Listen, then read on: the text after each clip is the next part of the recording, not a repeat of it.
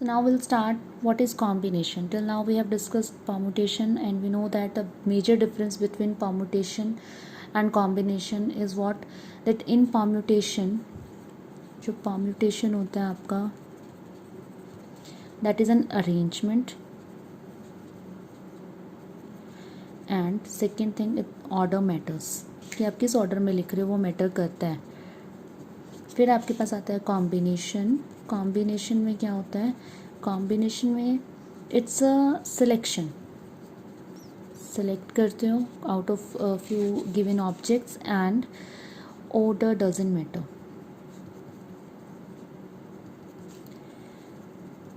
So let's have a quick recap. जो भी अभी तक हमने किया, हम फंडामेंटल प्रिंसिपल ऑफ काउंटिंग में आए थे, उसमें हमने परम्यूटेशन किया. परम्यूटेशन में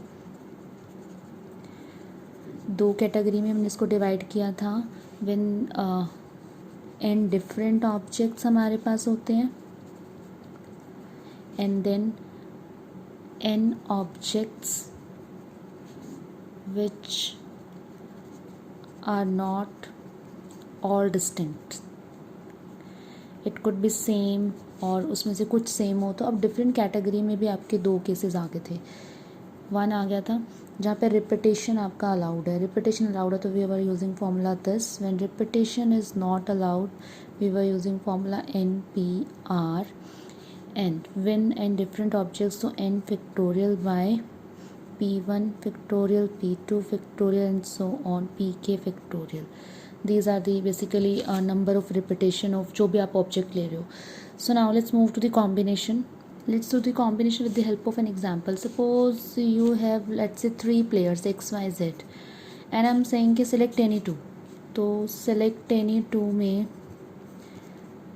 ये मैटर नहीं करता कि मैं पहले कौन सा चूज़ कर रही हूँ. मुझे 2 चूज़ करने any 2.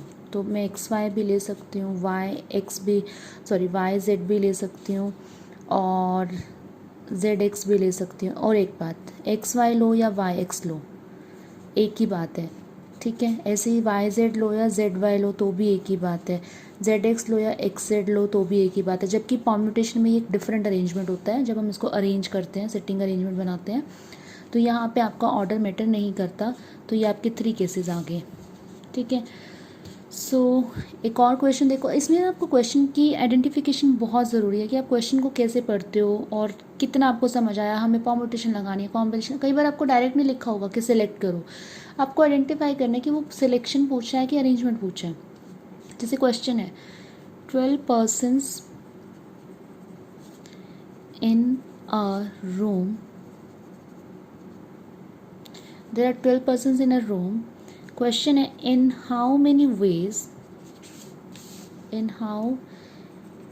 Veg they can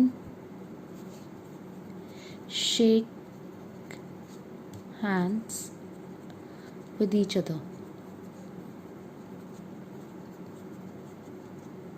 So think of it. अगर there are 12 people in a room and everybody wants to shake hand with each other, तो कितने लोगों का, कितने ऐसे अरेंजमेंट बन के आएंगे जो हैंडशेक पॉसिबल है.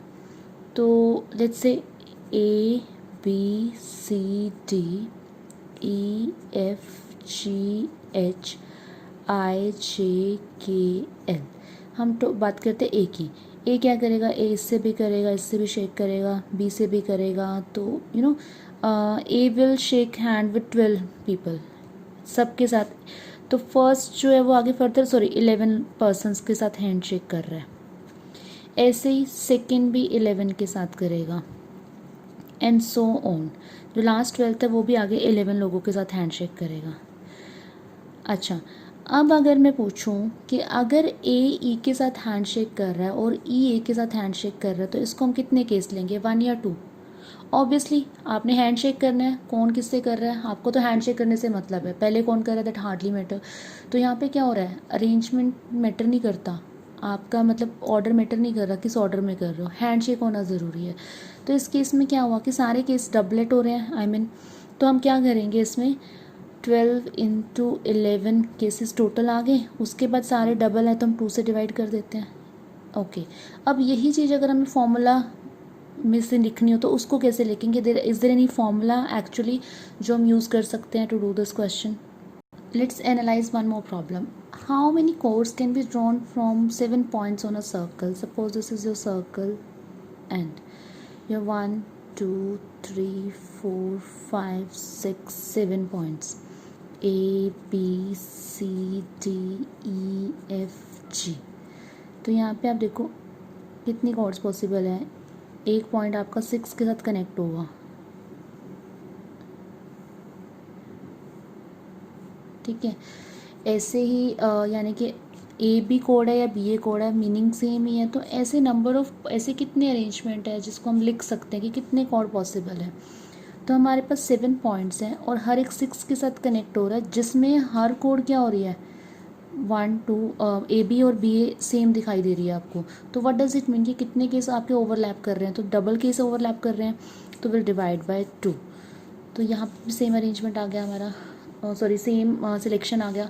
तो अब इसमें हम अगर फॉर्मूला लगाना चाहें तो what will be the actual formula for these two questions. Combination क्या होता है.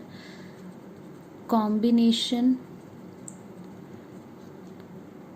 Of n different objects taken are at a time is given by NCR. जैसे NPR होता था हमारा, ऐसे NCR रहता है. तो इसको लिखोगे कैसे आप NCR को. You will write n factorial over n minus r factorial into r factorial. जैसे अब हमारा पिछला क्वेश्चन था वो 12 पीपल वाला हैंड शेक कर रहे हैं. तो 12 में से दो का कॉम्बिनेशन से हैंड शेक होता है. तो 12 से 2 निकालेंगे हम. तो 12 factorial upon 12 minus 2 factorial and 2 factorial. ये अबव एग्जाम्पल 1 है. So this will be what 12 factorial by 10 factorial into 2 factorial. When you simplify this, you'll get 12 into 11 into 10 factorial upon 10 factorial into 2 factorial. 2 factorial is 2 into 1, तो 10 cut गया. 12 into 11 by 2 ही किया था वहाँ पे हमने. तो ये आपके आगे 66 केसेस आर पॉसिबल. ठीक है. ऐसे अगर हम इस वाले क्वेश्चन पे आए कॉर्ड वाले पे, तो हमारे पास 7 पॉइंट है जिसमें से 2 पॉइंट को मिला के एक कॉर्ड बनती है. तो 7 factorial 5 factorial into 2 factorial. When you simplify this further 7 into 6 upon 5 factorial cancel हो गया 2, तो which is equals to this only. ठीक है. तो this will be 21 such codes are possible.